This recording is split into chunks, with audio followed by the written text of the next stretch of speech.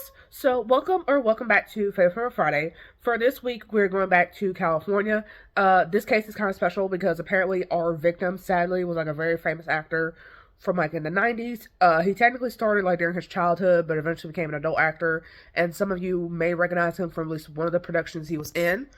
I'm going to start off with our victim, not only because there was a lot more information about our victim available online, because again, he was a celebrity, and there's like barely information out about our suspect.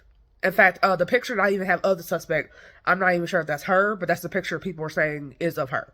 So, with that being said, Clement Ramblin, given is publicly known, and let's just get started. So, Merlin Santana was born on March 14th, 1976. His mother had apparently named him Merlin after a magician who was named Merlin, because when she was pregnant with him, she was told that it's a 50-50 chance he's even going to live. So if he lives, it's like a miracle. And of course, he lived, he pushed through, he didn't have any like development issues, he came out seemingly fine. So hence, that's her miracle baby. So we're going to call him, that's why she named him Merlin. So just a little info on that. So apparently one day when Merlin's like 3, he and his mom are just walking the streets of New York, because he's from like He's from like the New York area, and they come across a talent scout. This talent scout recommends like, hey, y'all should audition for this food commercial. So he auditions for the commercial. He actually gets it, and it said this is where his acting career started. So then in 1990, this is where believed to be said he kind of got his big break. He was in Merlin was in a play called Little Walter. Bill Cosby apparently was actually in the audience for one of the performances that night, and he was so impressed by Merlin's performance, he had him written to the Bill Cosby Show, which was like really popular at the time. And so he was to play Stanley, which is Rudy's boyfriend. And then after that, he would then go work on Getting By, and this is until it got canceled in 1994. He would then go work on 2 other TV shows, Under One Roof and Street Gear, which both those shows apparently got canceled after 2 seasons. And then he would also guest star on Sister Sister, you know, with Tia and Tamara Mowry, the twins. Apparently he would be a love interest for both twins. And his character apparently got the girls mixed up and didn't know they were twins. And so other roles that he apparently also were in, which apparently are not as well known, was NYPD Blue, Major Dad, Hanging Mr. Cooper, Matt Waters, and In the Line of Duty, Street Wars. So when Merlin's 19, he moves to Los Angeles, okay, to pursue his career as an adult, because that's where you kind of had to go if you wanted to pursue your acting career seriously. And then in 1996, he gets casted as Romeo in the Steve Harvey Show, which is where most people remember him from. Hence why he's the Romeo of, I guess, like 90s TV, as the title says. In 2001, he plays Jermaine in a movie called Flossin'. And then in 2002, he plays a character in the movie, okay? And then apparently he is in another movie that has Eddie Murphy and Robert De Niro, and that movie is called Showtime. And so his last TV role apparently was a show called Half and Half. And then his last movie role was a movie called The Blues that didn't come out until 2003. So it doesn't say exactly when, but I guess Merlin kind of realized that it was harder to get roles now that you're no longer this cute kid, you're an actual adult. So there's competition with like other adults, even though he has like more experience than said other adults. So he started focusing on a rap career instead of like a music career, but for the most part, it said that Merlin was trying to stay on the straight and narrow. Because remember, he did come from the projects, and his mother understandably wanted him out of the projects.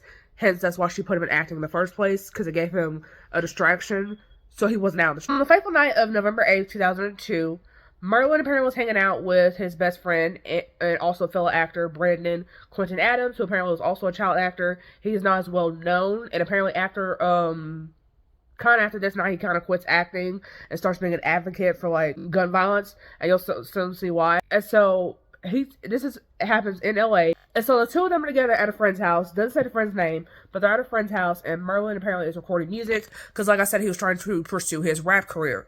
He was actually supposed to be in New York to go visit family and friends, because like I said, that's where he's from. However, he stayed in LA due to a last minute audition, and you know, when it comes to being an actor, sometimes you gotta make sacrifices, because you might actually get the role, because you know, you never know. So then Merlin apparently invites over this girl named Monique King. For context, Merlin is like 26 when this happens, and Monique apparently is like 15. However, from what we believe, Merlin never knew her true age. He was under the impression that apparently she was 21. So he basically thought she was legal. Because I feel like obviously if she was underage, she wouldn't be doing this. Because again, he ain't trying to go to jail, and obviously you hanging out with underage kids is going to get you in prison. And so the 2 of them had apparently met because he was eating dinner at a restaurant with friends, and apparently Monique was with a friend of hers, and they recognized him, so they went up to him, they talked, they apparently had exchanged numbers, and apparently that night, they apparently had slept together that night. Because again, he's under the belief that she's an adult, not a whole ass 15-year-old. And so, okay, so back to November 9th. So like I said, Merlin invites her over. She gets dropped off by two men. I guess they didn't think nothing of it. And then while she's there, she apparently is like not sitting, and she seems like hella nervous. She's like walking around, not walking around like they're showing her like this is where everything's at, but like she just is like walking around and looking to see like kind of where stuff's at. And so then she then makes a phone call, and then she pretty much leaves like soon after. Didn't specify how soon after, but soon after. And then she then leaves with, she left with Damien, Andre Gates, and Brandon Byron. Okay? And remember, there's a Brandon who was Merlin's friend. So I guess Brandon too, I'm going to refer to him as his last name, so there's no like confusion. Because there's two Brandons in this case, in this story about what's about to go down. So of course, Brandon, Merlin's friend, Brandon Adams, he gets a bad feeling. And so apparently he's like watching this vehicle that she left in, and they actually stop a few blocks down. So Brandon Adams, Merlin's friend, he has a bad feeling. So he's like, I gotta get me and Merlin out of here, because I feel like they're gonna come back and case this place. Because why else was she looking around? She was acting kind of weird. And you know, when you have a gut feel like that, especially in a case like LA, better safe than sorry, essentially. And so he's trying to get him and Merlin out, as a friend should. So of course Brandon is getting them the hell out of there for anything could go down. Brandon apparently is driving, and Merlin is in the front passenger seat. He then apparently is looking through his windows, make sure everything's good, when apparently he sees some red lasers, and these are red lasers from guns that Damien and Brandon Byers have. Apparently they both are trying to start shooting. Brandon's gun jams, but Damien's gun is successful, is able to shoot, so he's shooting at them, and unfortunately there was a bullet that hit the back of the trunk of the car. It winds up hitting Merlin in the back of the head, and essentially kills him instantly, so he's dead. Damien's obviously freaking out, because that's his friend. He doesn't know that Merlin's dead yet, but Merlin pretty much is said to have died like pretty much right away after getting hit. So he then is able to like get away from the scene. He then flags by a nearby patrol car. They apparently find Merlin's phone. He tells police about Monique. However, the name that he is given is Mercedes, because not only she gave a fake age, she also gave fake ID. So the police know her as Mercedes, but she's actually Monique. Okay? And so apparently Monique was like the last person that Merlin had talked to, like on the phone.